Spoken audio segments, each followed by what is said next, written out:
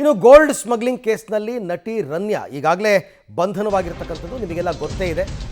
ಆಕೆಯ ಬೇಲ್ ಭವಿಷ್ಯ ಕೂಡ ಇವತ್ತು ನಿರ್ಧಾರ ಆಗುತ್ತೆ. ನಟಿ ರನ್ಯಾ ರಾವ್ ಮನೆಯಲ್ಲಿ 2 ಕೋಟಿ ನಗದು ಪತ್ತೆಯಾಗಿತ್ತು. ನಿಮಗೆಲ್ಲ ಗೊತ್ತಿರ್ಬೋದು, ಮನೆಯನ್ನು ಸೀಸ್ ಮಾಡಿದಾಗ 2.17 ಕೋಟಿ ಏನೋ ಸಿಕ್ಕಿತ್ತು.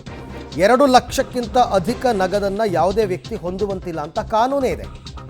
ಹೀಗಾಗಿ ಜಾರಿ ನಿರ್ದೇಶನಾಲಯದಿಂದ ತನಿಖೆಗೆ ಸಿದ್ಧತೆಯಾಗ್ತಾ ಇದೆ. ಅಂದರೆ ಈ ಪ್ರಕರಣದಲ್ಲಿ ಇಡಿ ಅವರು ಕೂಡ ಬರ್ತಾರೆ ಅಂತ ಕೋರ್ಟ್ನಿಂದ ಅನುಮತಿ ಪಡೆದು ರನ್ಯಾ ವಿಚಾರಣೆಗೆ ಇಡಿ ಅವರು ರೆಡಿ ಆಗ್ತಾ ಇದ್ದಾರೆ.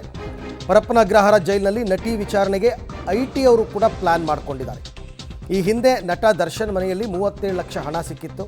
ಆಗ ಬಳ್ಳಾರಿ ಜೈಲಿಗೆ ಹೋಗಿ ದರ್ಶನ್ ವಿಚಾರಣೆ ನಡೆಸಿದರು ಐಟಿ ಅವರು. ಈಗ ನೋಡೋಣ, ಜಾರಿ ನಿರ್ದೇಶನಾಲಯನೂ ಬರಬಹುದು ಅಕ್ರಮ ಹಣ ವರ್ಗಾವಣೆ ಪ್ರಕರಣದಲ್ಲಿ.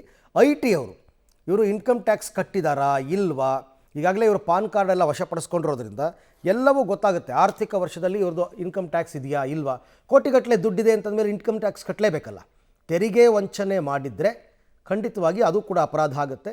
ಹಾಗಾಗಿ ಕೋರ್ಟ್ನಿಂದ ಅನುಮತಿ ಪಡೆದು ಐಟಿ ಅಧಿಕಾರಿಗಳು ನಟಿ ರನ್ಯಾ ವಿಚಾರಣೆಯನ್ನು ಮಾಡೋದಕ್ಕೆ ಪರಪ್ಪನ ಅಗ್ರಹಾರ ಜೈಲಿಗೆ ಹೋಗಿ ವಿಚಾರಣೆ ಮಾಡ್ತಕ್ಕಂಥ ಎಲ್ಲ ಸಾಧ್ಯತೆಗಳು ಕೂಡ ಕಂಡು ಬರ್ತಾ ಇದೆ.